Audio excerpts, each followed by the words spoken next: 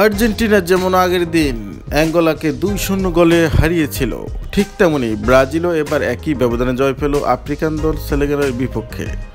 5 বারের বিশ্বকাপ জয়ী দলটি এর আগে কখনো কোনো আফ্রিকান দলের বিপক্ষে জয়ের দেখা পায়নি। এই ম্যাচে সেই অপেক্ষার অবসান ঘটল।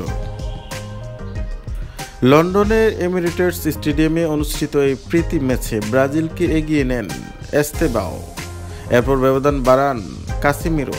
পরে শনিবারের ম্যাচটি 2-0 গোলে জিতে মাঠ ছাড়ে সেলেসাওরা। পুরো ম্যাচ জুড়ে আক্রমণাত্মক ফুটবল খেলে ব্রাজিল পায় 2টি গোল। তারা মোট 14টি শট নেয়, যার 6টি লক্ষ্য ছিল। অন্যদিকে 2 বছর আগে লিসবনে পিছিয়ে থেকেও 4-2 গোলে জেতা সেনেগাল এদিকে 11টি শট নিলেও মাত্র 1টি ছিল অন টার্গেট।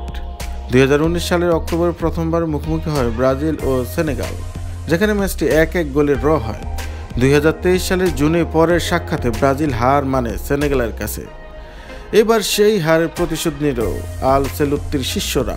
আফ্রিকান কোনো দেশের বিপক্ষে এটি ছিল তাদের 5ম ম্যাচ আর প্রথম জয়। এর আগে তারা মরক্কো ও ক্যামেরুনের কাছেও হেরেছিল। ম্যাচের শুরুতে ব্রাজিলকে 2বার হতাশ করে গোল পোস্ট। 4র্থ মিনিটে ম্যাথিউস কুনহার শর্ট পোস্টে লাগে আর 17 মিনিটে তার হেড ক্রসবারে আঘাত করে। এর মাঝে ভিনিসিয়াসের দূরপাল্লার শট ঠেকান সেনেগাল গোলরক্ষক এদুয়ার্দো মেন্দি।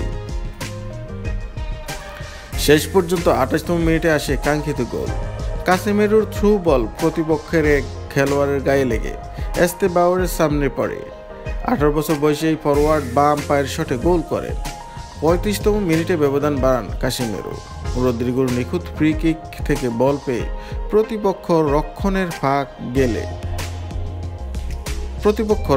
ফাঁক গলে মেন্দিকে পরাস্ত করেন অভিজ্ঞ এই মিডফিল্ডার। বিশ্বকাপের বাছাই পর্ব শেষ গত মাসে 2টি প্রীতি ম্যাচ খেলেছিল ব্রাজিল। দক্ষিণ কোরিয়াকে 5-0 গোলে হারালেও জাপানের কাছে 3-2 গোলে হেরে যায়। ব্রাজিল কোচ হিসেবে আলসেলুত্তির এটি 7 ম্যাচে 4র্থ জয়। আগামী মঙ্গলবার আরেকটি প্রীতি ম্যাচ তিউনিসিয়ার মুখোমুখি হবে ব্রাজিল।